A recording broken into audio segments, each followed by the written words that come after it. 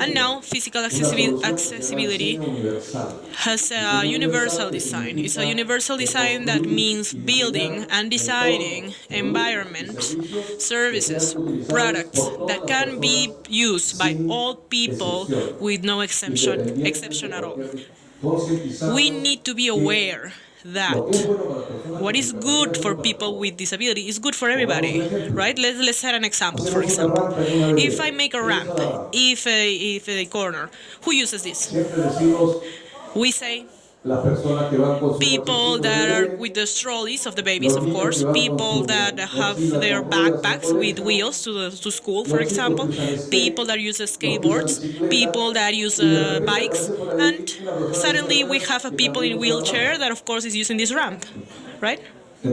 So the ramp is not only for people with wheelchairs, this is for everybody, as well as everything that we do for people with disabilities. So we don't need to be thinking that they're making a favor to us, that they're giving us a benefit. They're doing something that is going to be good for everybody. In other countries, there's doors that open automatically when people approach us. And that door doesn't discriminate people, right? If a fat person comes, if a skinny person comes, if a child comes, if a man comes, if a people in wheelchair comes, it opens. So we're talking about things that helps everybody. It's a big part of a population of Peru that is affected by inabilities or disabilities. So we need to get an agreement or part of the census to know how many people is there exactly to determine public policies, because legislations that are in this country can either support or could either create more barriers for us. Now, transportation. When it comes to transportation, in Peru, the problem with transportation, the public transportation, is that public transportation is private. And from the moment that public transportation is private, that's a business, of course. So every time that we're trying to set conditions to that business, we are impacting the profits of these promoters. So it is very hard to provide it for private companies. In long years ago, people that use wheelchairs, we didn't have any choice to move ourselves than using taxis, for example, or private vehicles. Nowadays, the Metropolitano is solving in a way the problems of some part of the population, but there's a main problems there. The main problem is infrastructure of the stations. The stations, regarding the way that they are managed or laid out, for the use of people with disabilities, is with elevators, and that elevator can be broken, and of course it's broken in many stations. So for the case of the Metropolitano, the metro, the way that it is established, the bus stops very far away from the platform. Therefore, it is very hard, because if you have an electric wheelchair, that will be hard for you. So the second problem is vehicles. Vehicles are not prepared for the use with people with disabilities, particularly the people that use wheelchairs. Why is this? Because the wheelchair cannot be fixed to the bus, right? So the wheelchair, what they cannot do is to brake, right? So what the bus driver is not very good, we're not gonna be in a bumpy, but otherwise we're gonna be like dogs in a truck without barriers. Peruvians are unfortunately not very kind to the people that are in need. We don't have any feeling, any sensual side towards people that are that have disabilities. And I'm not talking about people in wheelchairs only. The people that are blind, for example, that have sight impairment, they feel that are very displaced. They cannot go inside the buses. Many buses that take you there, they have ramps with people with disabilities, but of course, every time there are people in wheelchairs go to these buses, they say, you know, the platform is broken. right? So it's an omnibus that is a bus that has no the more 1 year of use, and my students report to myself, teacher, what do we do with this? It's the same thing that I'm asking them. What do we do? What do we do with something that has been established? These companies should train their personnel to take care of the people with disabilities because it is their obligation to comply. Of course, we all love to do sports. Currently, we have a challenge ahead of us, which is the Pan American Games in year 2019. In the world, we practice 21 sports, Paralympic sports that can be performed with people with disabilities. In Peru, currently, we only do 8 or 9. How are we going to go to the Paralympic Games? We are not going to introduce sportsmen or sport women. We're not going to present people in more than 11 sports. Are we going to be enabled to receive all these people because we're hosting this game? To receive the people with disabilities of other countries that are coming? Basically, accessibility is the possibility of people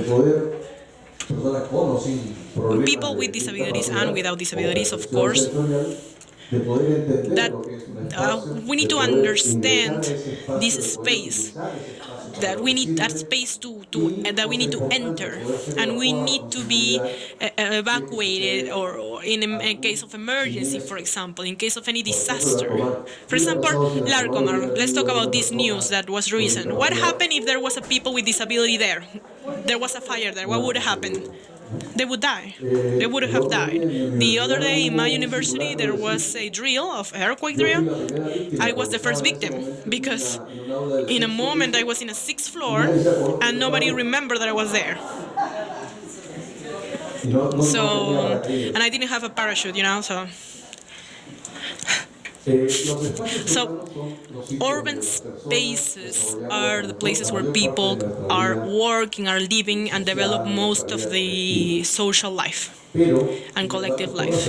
Nevertheless, all the people, in a way, that have the responsibility of creating the spaces, architects, engineers, we forget that these spaces should be used by everybody. Especially, there's a group of people that are vulnerable, that they have needs, they have different needs to us, and of course, those spaces need to be accessible for them.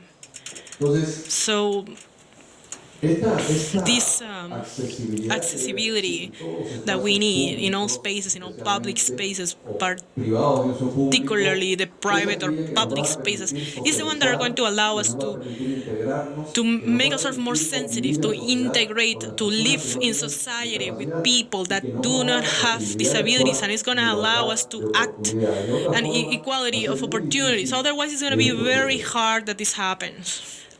Going back a bit in what I said, the first legislation for people with disability, 27050, was before the year 98. So it's about to be 20 years in 2018. So I was listening to this representative that was talking about people in the USA having a statement that is going to work in 25 years. And it is pioneer of many countries, but the USA, they haven't granted the rights of people with disabilities. So there's like a inconsistency there. Another law, it's the law that legislates parking for vehicles with disabilities, and of course you have the author of this law, which is Guillermo Vega. I had the opportunity to help him with some things. But the law that he performed and that we were checking is not the law that finally was approved, or the legislation that was approved. In this moment, what the legislation said is that the symbol to use the accessible space should be for the automobile. What should the modification or change be? This credential should be provided to the people, so in a way I can move in the vehicle of my brother, my father, my grandson, or finally in a taxi. If I am in that automobile, I have the right, for example, to use a sticker and use this parking lot, because now everybody uses it, you know. If a person was parking there, a lady was there, and the safeguard guy was there, why are you parking there, ma'am? That's for people with disabilities. And for people that are pregnant. Are you pregnant? Oh, yeah, I'm pregnant. And he looks at her and he said, how far along are you? Maybe 2 hours, but I'm very tired right now. In the case of the constructions, that is, someone has to look at it. It will be the municipalities, but the accessibility regulations will had created a chaos. The regulation says that the municipality has the responsibility and that the municipality has to do it, have to audit, and also this regulation will have the power to regulate. And for the person with disabilities, the only one auditing and sanctioning people is CONADIS. In the case of the municipality, they can audit it, but the one charging and receiving the ticket is CONADIS.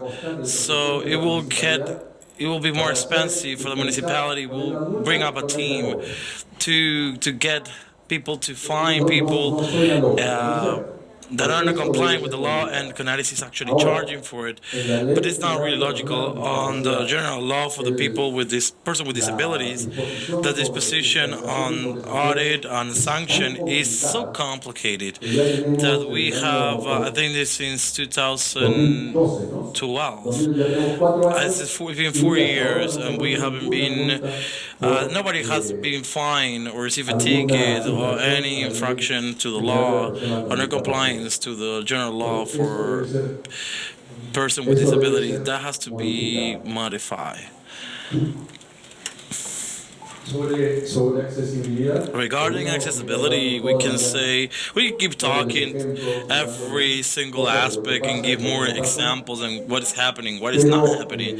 But I believe that I think that this is somehow a sum up of what is and to present the this matter, and you've seen some of the solutions were presented as well. I believe that this small talk that we had will serve you to create a sort of an understanding of what is the accessibility problem that we have and how to overcome them. Thank you very much.